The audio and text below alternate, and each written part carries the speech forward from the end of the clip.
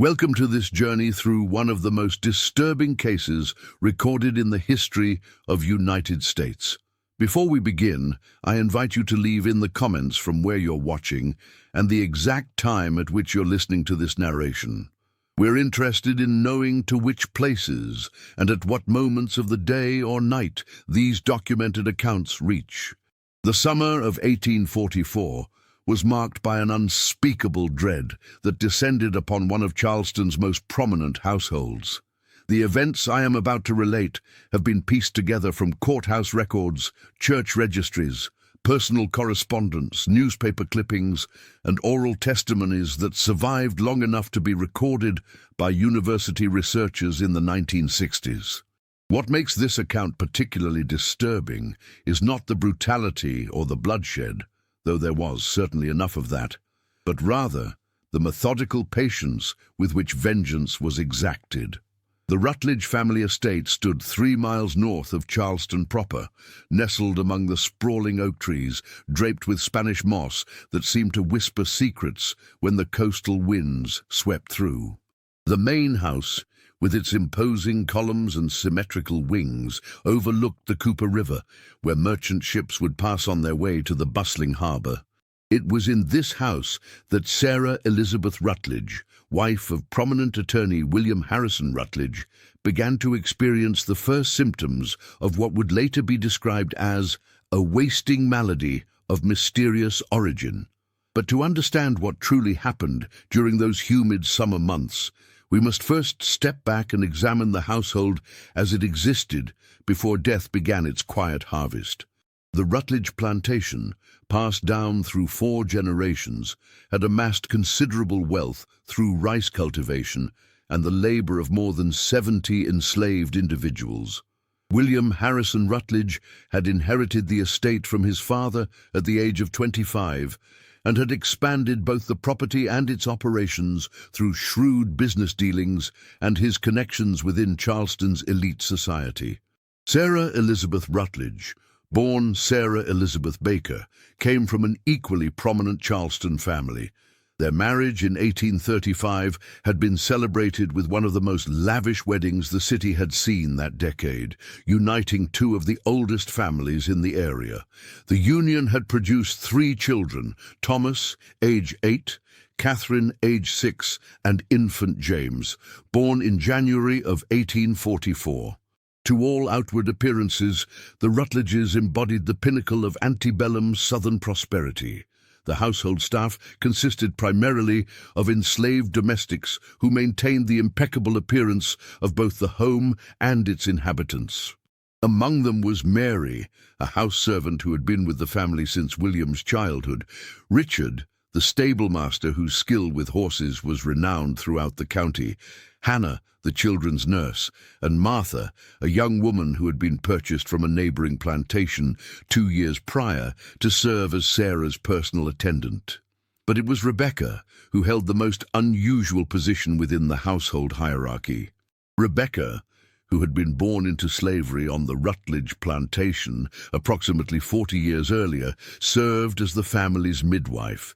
The daughter of an enslaved woman from the Gula region who had knowledge of herbs and healing, Rebecca had assisted in the births of countless children, both on the plantation and occasionally in the homes of other wealthy families in the area. Her skills were so valued that William's father had permitted her to keep a small garden behind the kitchen house where she grew various medicinal plants. What was not widely known, however, was that Rebecca had also delivered William himself some 35 years earlier, had been present at the birth of each of his siblings, and had brought all 3 of his own children into the world. In a society rigidly stratified by race, Rebecca occupied that rare position of being simultaneously essential and invisible. She moved through the household with quiet efficiency, her presence so familiar that the Rutledges hardly registered it at all. The events that would ultimately shatter this household began innocuously enough in March of 1844, approximately 2 months after the birth of James, the Rutledges' youngest child. Sarah began to complain of fatigue, headaches, and occasional stomach discomfort. Initially dismissed as the natural consequences of childbirth, her symptoms gradually worsened as spring progressed. By early May, she had developed a peculiar pallor and had lost a noticeable amount of weight. Dr. Edward Thompson, the family physician who had attended the Rutledges for years, prescribed a tonic of iron and quinine, suspecting a case of malaria, which was not uncommon in the low-lying areas surrounding Charleston. The tonic provided no relief. If anything, Sarah's condition deteriorated more rapidly after she began taking it. Her once robust appetite diminished until she could barely manage a few spoonfuls of broth at each meal. Her strength ebbed so dramatically that by June she could no longer leave her bedchamber without assistance. The vibrant young woman who had previously managed the household with precision and grace became a ghost of herself, confined to a sickbed with the curtains drawn against the harsh summer light. Dr. Thompson visited with increasing frequency as the weeks passed. He applied leeches to draw out what he believed might be bad blood causing her illness. He administered various preparations of mercury, arsenic, and bismuth, standard treatments of the era. Nothing alleviated Sarah's suffering. In fact, each new treatment seemed to accelerate her decline. By early July, the entire household revolved around the sick room, with servants constantly rushing in and out with fresh linens, water, and whatever small amount of nourishment Sarah could tolerate.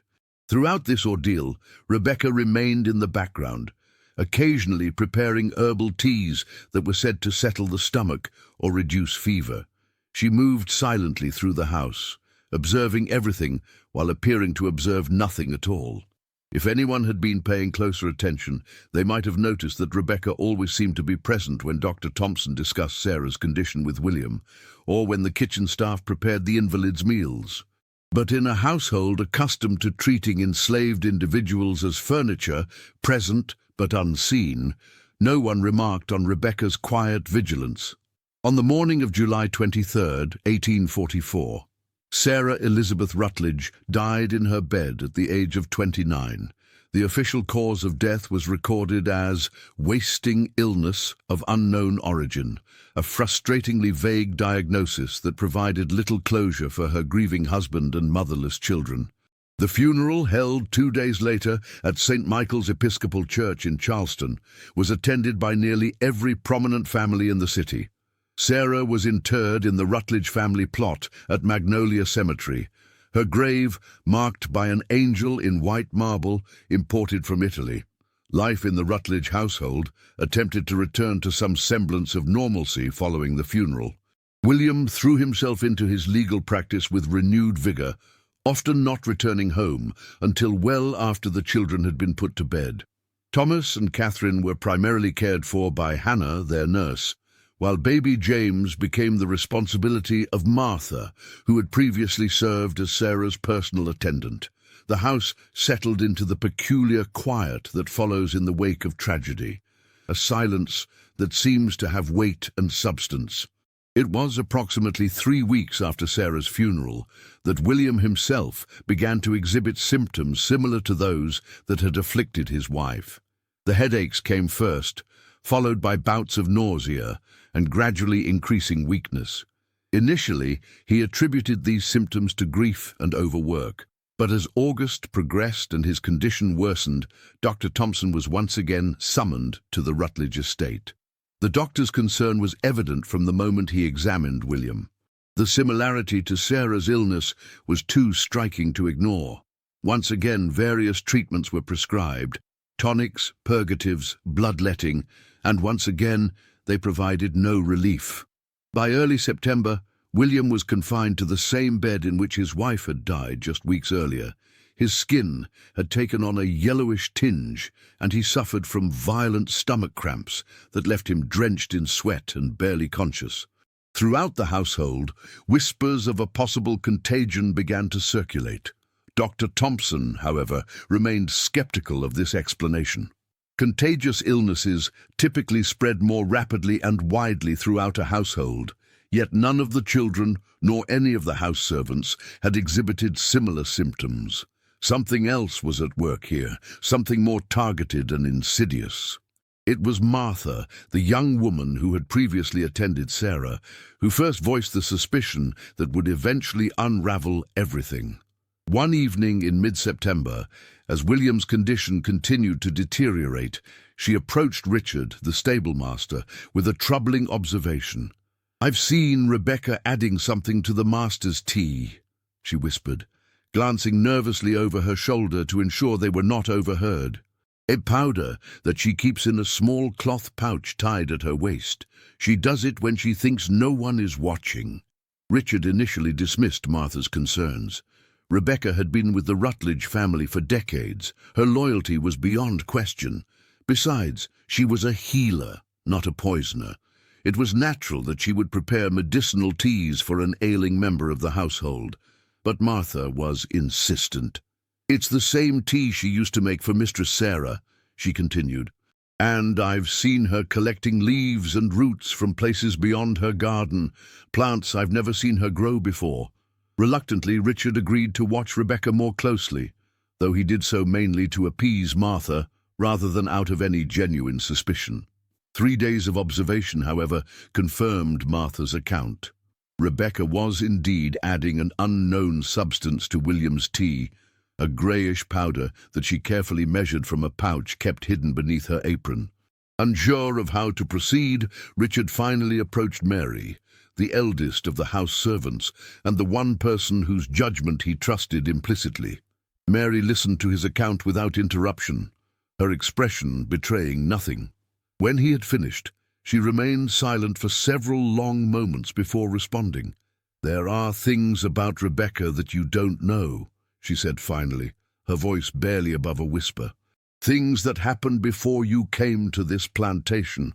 What Mary revealed that night would later be recorded in a deposition given to Charleston authorities, though the document itself would be sealed by court order until 1869. According to Mary's account, Rebecca had given birth to a daughter some 20 years earlier. The child's father was William Harrison Rutledge, Sr., the current master's father. The infant girl, born with fair skin and green eyes that undeniably marked her parentage, had been sold to a plantation in Georgia when she was just 3 years old, despite Rebecca's desperate pleas to keep her child. "Rebecca was never the same after that," Mary explained. "She continued her duties as midwife. She delivered the current master himself and all his brothers and sisters. She smiled and served and kept her head down. But something in her eyes changed. Something died." The reason for Rebecca's apparent targeting of Sarah, however, remained unclear until Mary revealed the final piece of the puzzle. Shortly after William and Sarah's marriage in 1835, a letter had arrived from Georgia addressed to William Harrison Rutledge, Sr. The letter, which Mary had glimpsed while dusting the elder Rutledge's study, contained news that Rebecca's daughter had died under circumstances described as suspicious. The girl, by then a young woman of 16, had been working as a house servant in the home of a wealthy family related to the Bakers, Sarah's family. "I believe Rebecca has been waiting all these years," Mary concluded, "waiting until the perfect moment to exact her revenge on both families, the Rutledges, who took her child, and the Bakers, who she blamed for her daughter's death.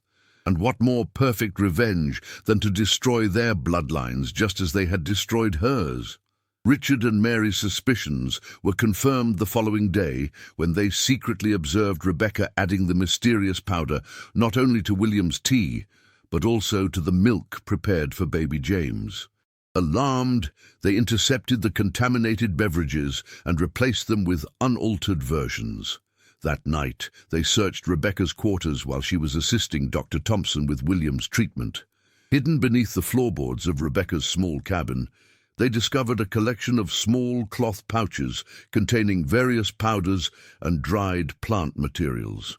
They also found a journal written in a mixture of English and Gullah, detailing the progressive symptoms of arsenic poisoning and recording with clinical precision the declining health of both Sarah and William.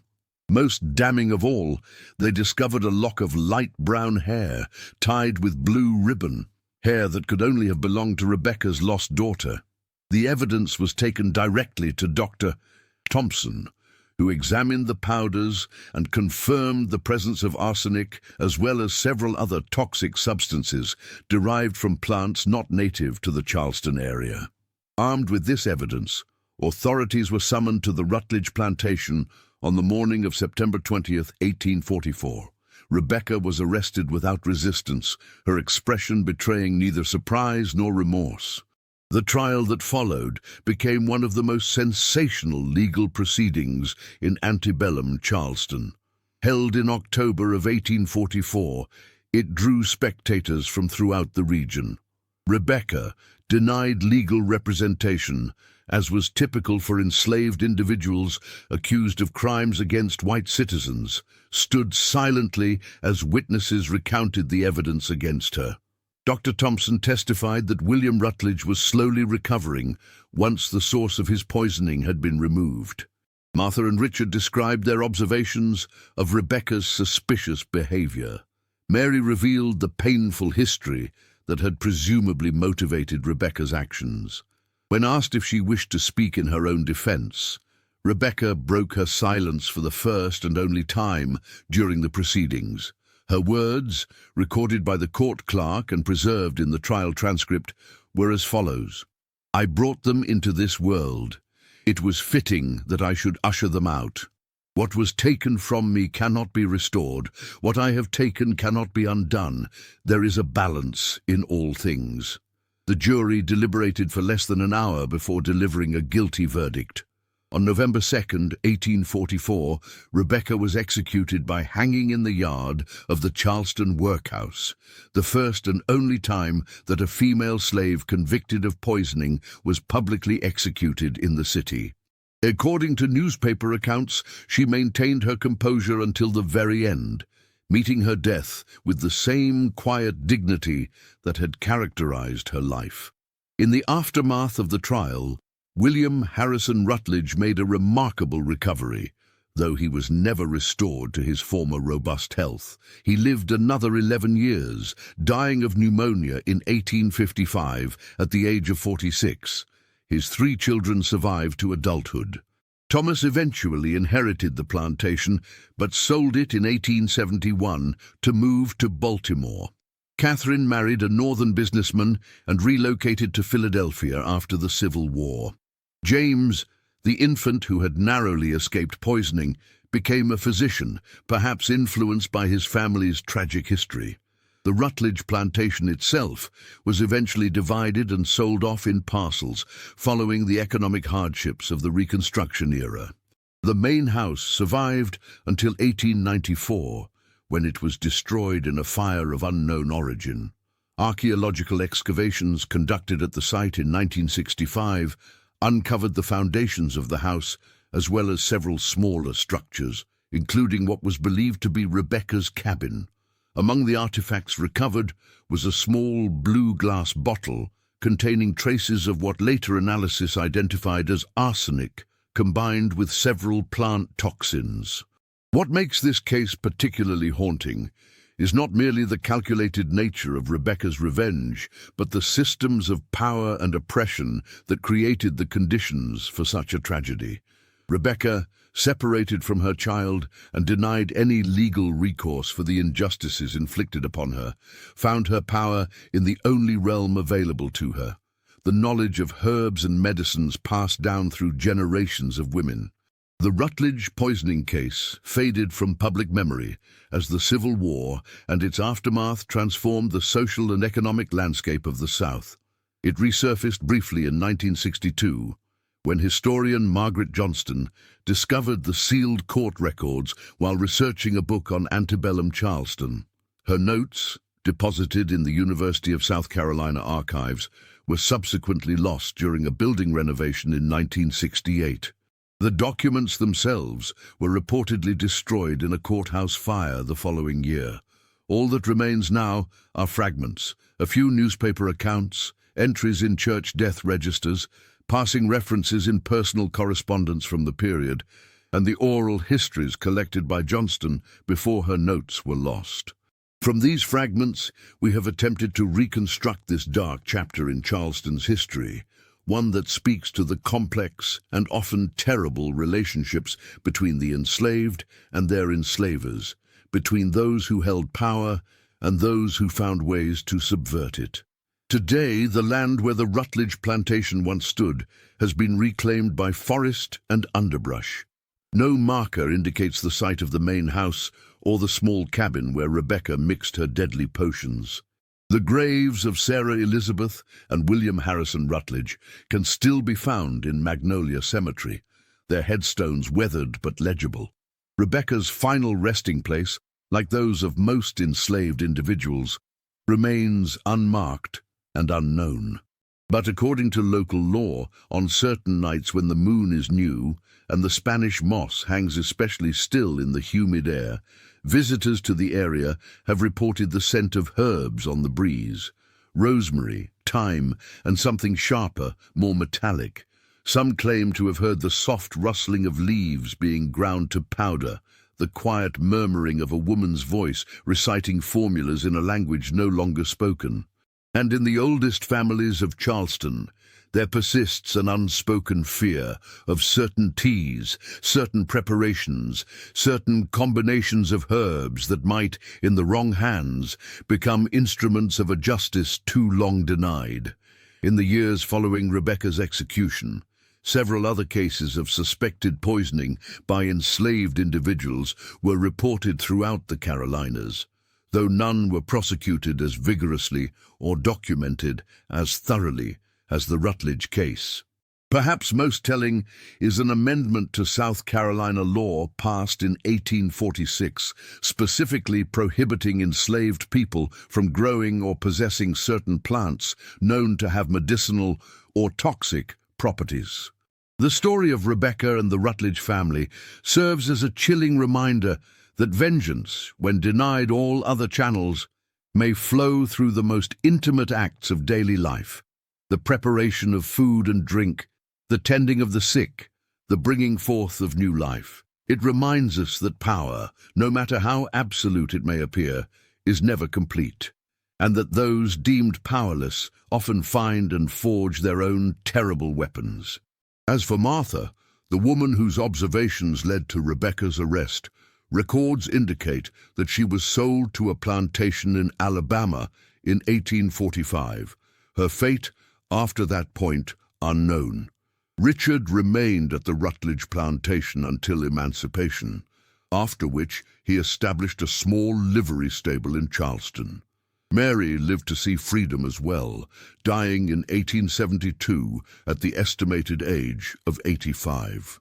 In her final years, she reportedly refused to speak of Rebecca or the events of 1844, turning away whenever the subject was raised. Perhaps the most haunting aspect of this story is the question it leaves us with. In a system built on fundamental injustice, where can true justice ever be found? Rebecca's actions, while horrifying, emerged from a lifetime of suffering that few of us today can fully comprehend. The legal execution that ended her life represented the enforcement of laws designed to protect the very system that had destroyed her family. There are no heroes in this story, only victims of varying degrees, caught in the grinding machinery of an institution that corrupted everything it touched. The poisoned bloodline of the Rutledges and Bakers did not end with William's recovery. According to correspondence found in the 1880s, descendants of both families continued to suffer from mysterious ailments, often exhibiting symptoms similar to those experienced by Sarah and William. Medical knowledge of the time was insufficient to determine whether these later cases represented the ongoing effects of earlier poisoning, a genetic susceptibility to certain diseases, or perhaps the power of suggestion at work in families haunted by their own history. What we do know is that by 1900, both the Rutledge and Baker family lines had dwindled significantly, with many branches ending in childlessness or early death. Whether this represents the final fulfillment of Rebecca's curse, or simply the natural entropy of family lineages over time is impossible to determine. But in the whispered stories passed down through generations of Charleston's oldest families, the name Rebecca still carries a weight of dread, a cautionary tale of vengeance that reaches beyond death itself to claim its due. The land where the Rutledge plantation once stood remains strangely resistant to development. Multiple attempts throughout the 20th century to build on the property were abandoned after encountering unexplained difficulties, equipment failures, worker illnesses, financial setbacks. Local superstition holds that the ground itself has been tainted, poisoned not by arsenic or herbs, but by the weight of history and unresolved injustice. In 1969, during the last archaeological survey of the site before it was reclaimed by wilderness, researchers discovered something unexpected beneath the remains of Rebecca's cabin. A small bundle wrapped in faded blue cloth and containing the skeletal remains of an infant. Forensic analysis suggested the child had died at or shortly after birth. No record exists of Rebecca having a second child, and the age of the remains indicated burial sometime around 1824 or 1825, years before the events that would later unfold.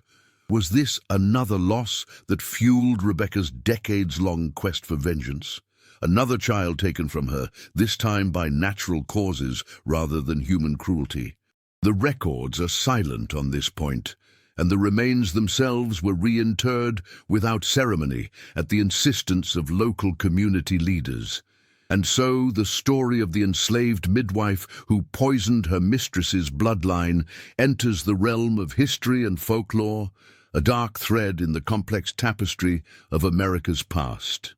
It reminds us that beneath the romantic vision of the antebellum South portrayed in books and films lies a reality far more complex and disturbing, a reality in which power and resistance, love and hate, life and death were intimately intertwined in ways that continue to haunt us to this day.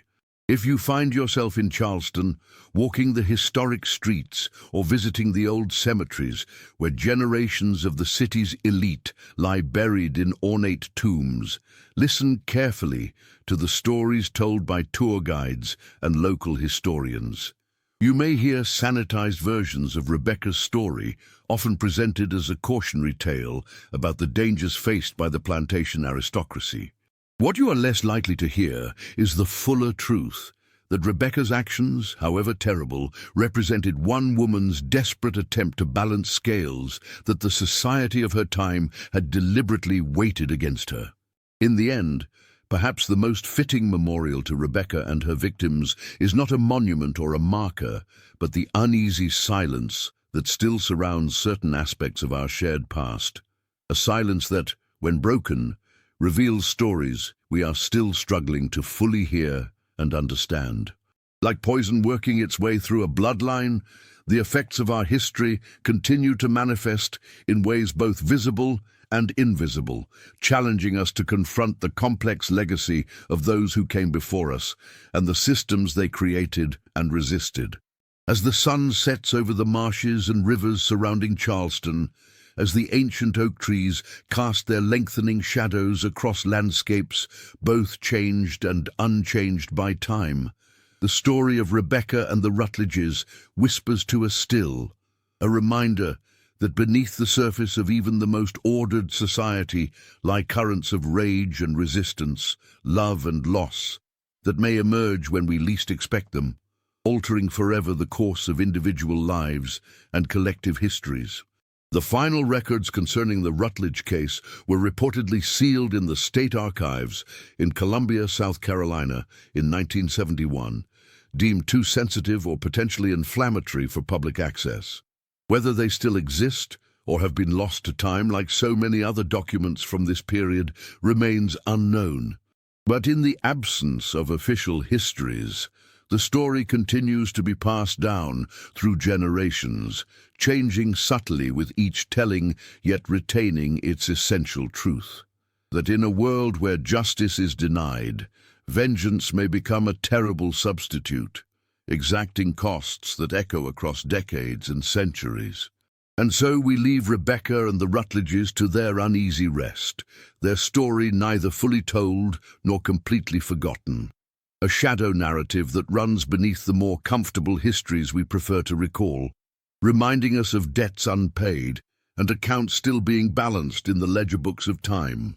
In 2004, during renovations to an old building in downtown Charleston that had once housed the offices of the law firm where William Harrison Rutledge had worked, construction workers discovered a hidden compartment within a wall.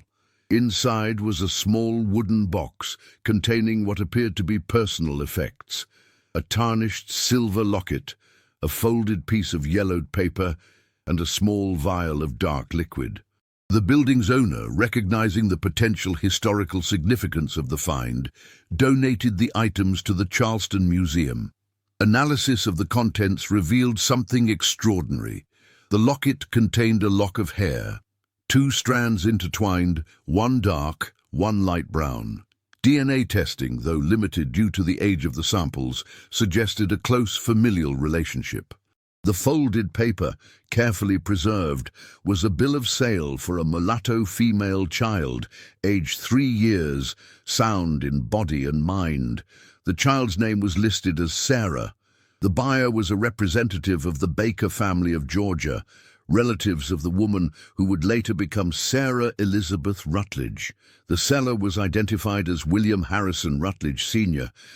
The vial, when analyzed by forensic chemists, was found to contain traces of what appeared to be a complex mixture of arsenic, belladonna, and several plant compounds known to cause symptoms similar to those experienced by Sarah Elizabeth and William Rutledge in 1844. Residue analysis suggested the mixture was at least 150 years old. These discoveries prompted a renewed interest in the Rutledge poisoning case among historians and archaeologists. In 2007, a team from the University of South Carolina obtained permission to conduct ground-penetrating radar studies of the former Rutledge plantation site.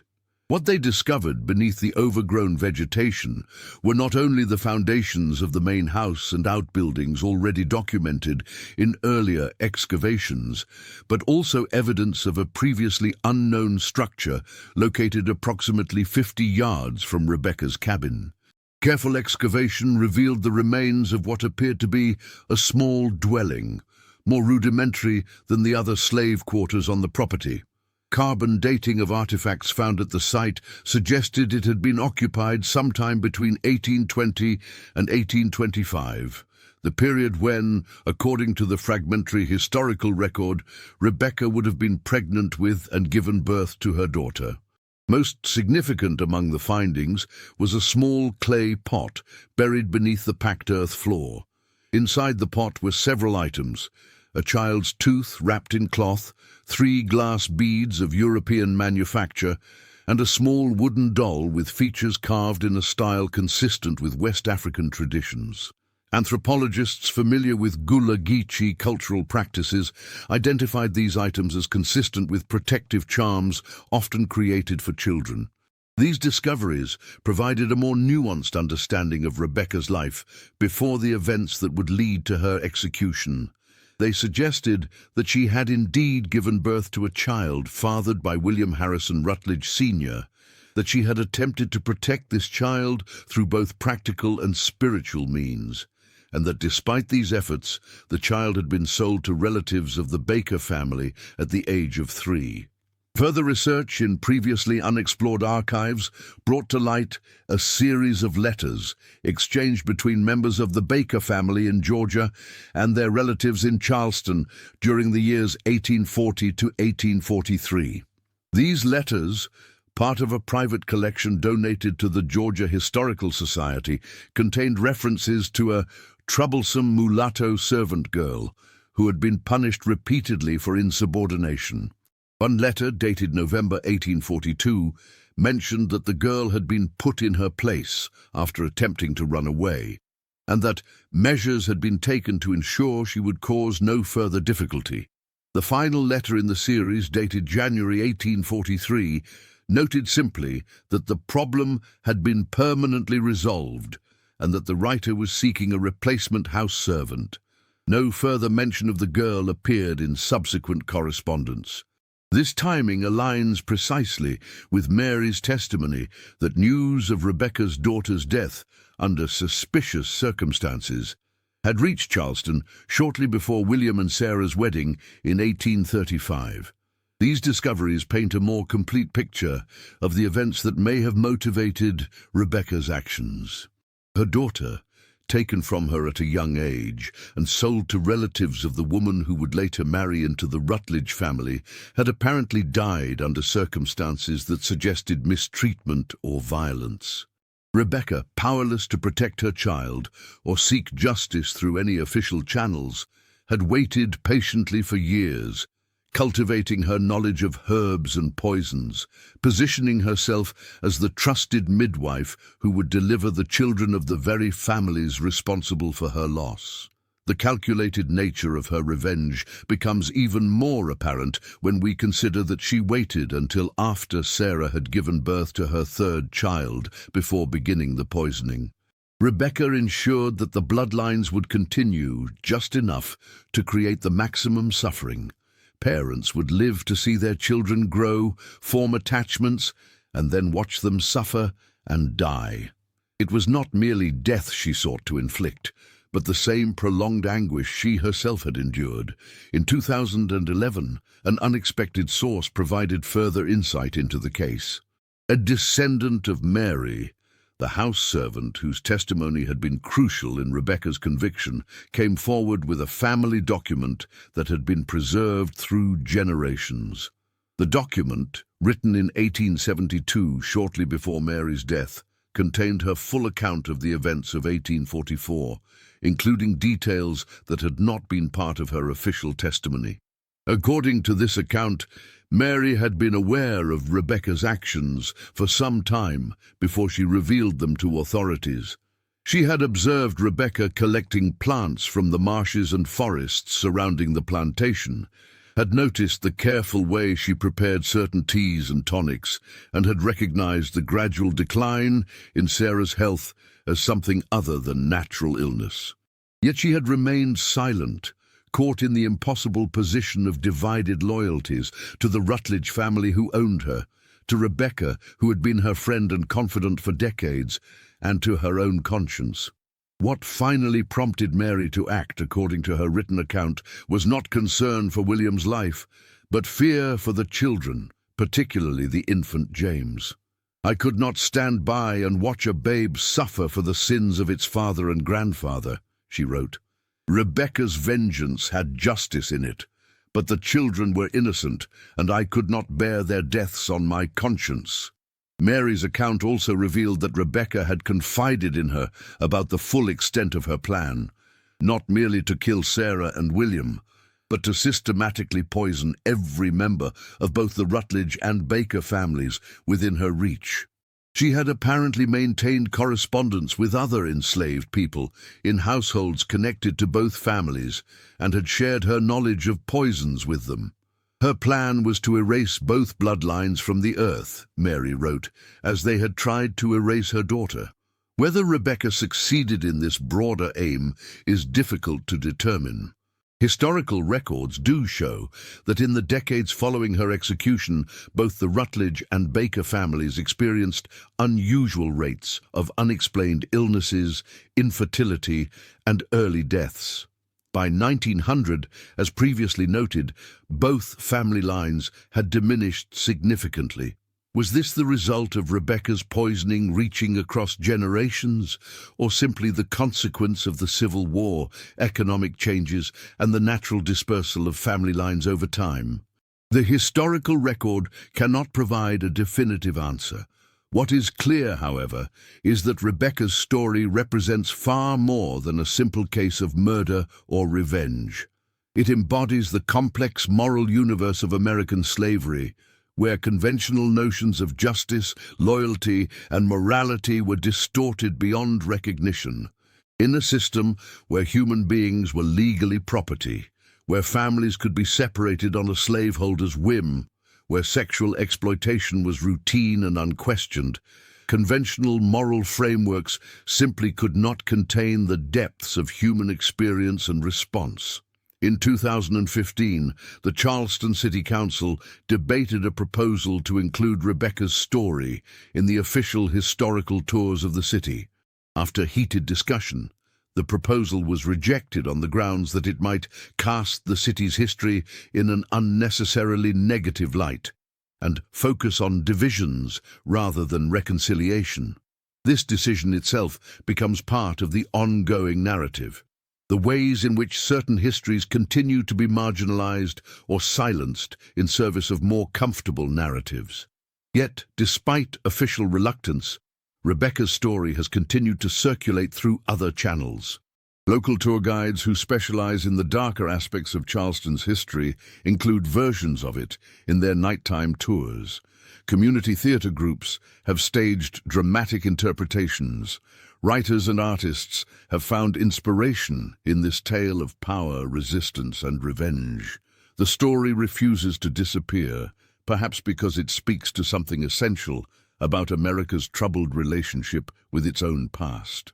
In 2019, during an unusually severe hurricane that struck the South Carolina coast, flooding revealed something long buried on the former Rutledge plantation property.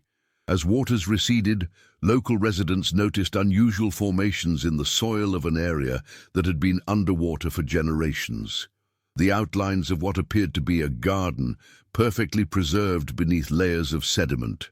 Botanical archaeologists from Clemson University excavated the site and identified the remnants of numerous medicinal and poisonous plants, many of which were not native to the region, but would have been known to someone with knowledge of African herbal traditions.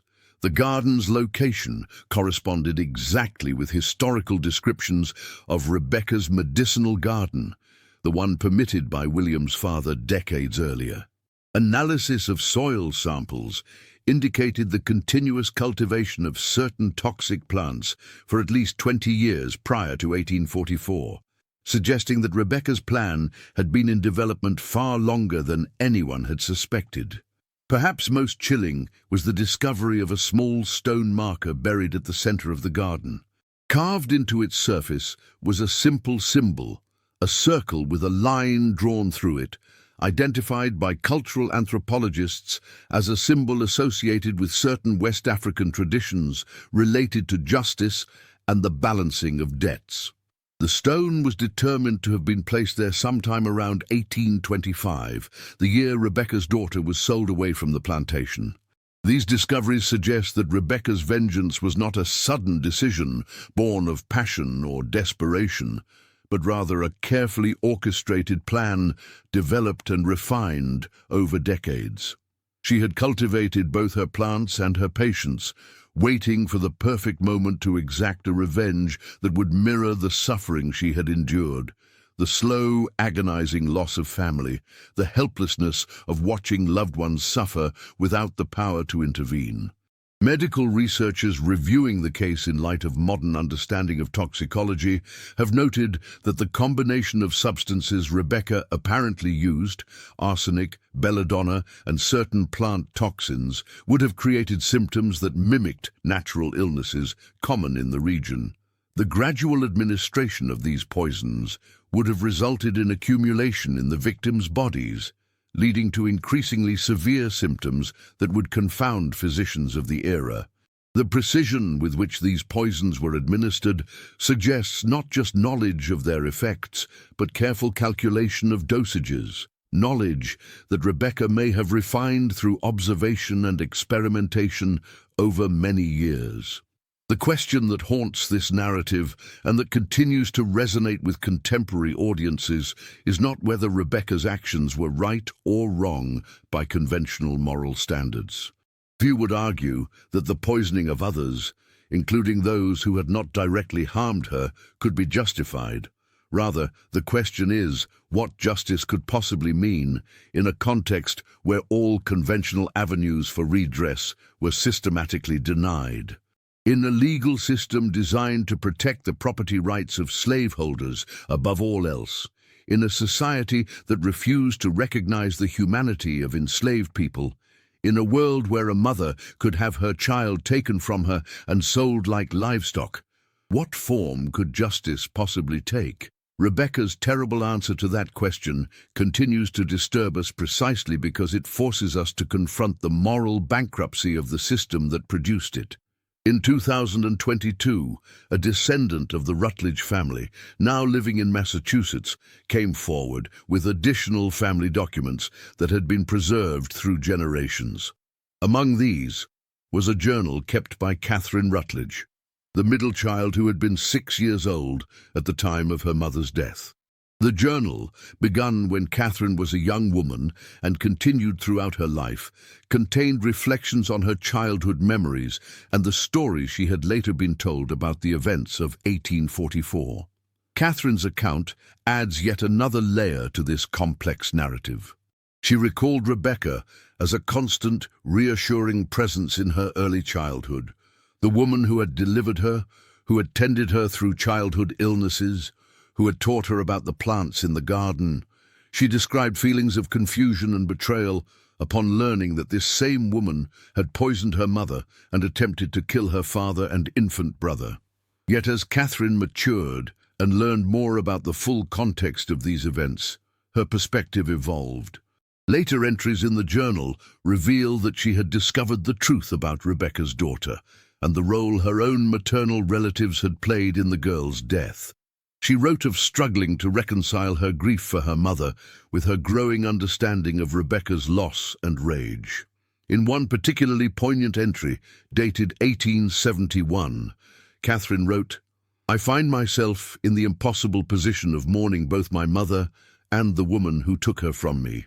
For I cannot help but wonder, had our positions been reversed, what I might have done had my own child been torn from my arms and later destroyed by the very people who claimed the right to own her. There is no resolution to this terrible equation, no balancing of these scales." Catherine's journal reveals that her decision to move north after the Civil War was motivated in part by her desire to distance herself from the legacy of slavery and the moral complexities it had created. She never had children of her own, a choice she explicitly connected to her fear that the poison in our bloodlines runs deeper than any substance Rebecca might have administered. It is the poison of a system that corrupted everything it touched. Thomas Rutledge, the eldest child, took a different path. After selling the plantation in 1871, he maintained correspondence with several former slaves who had worked on the property, including Richard, the stablemaster. In letters preserved in the Maryland Historical Society archives, Thomas expressed his belief that his father had known about Rebecca's daughter all along and had chosen to remain silent about his own father's actions. "There was a reckoning that was perhaps long overdue," he wrote in one letter, "though I cannot help but wish it had taken some other form." James Rutledge, the infant who had nearly become Rebecca's third victim, did indeed become a physician as previously noted.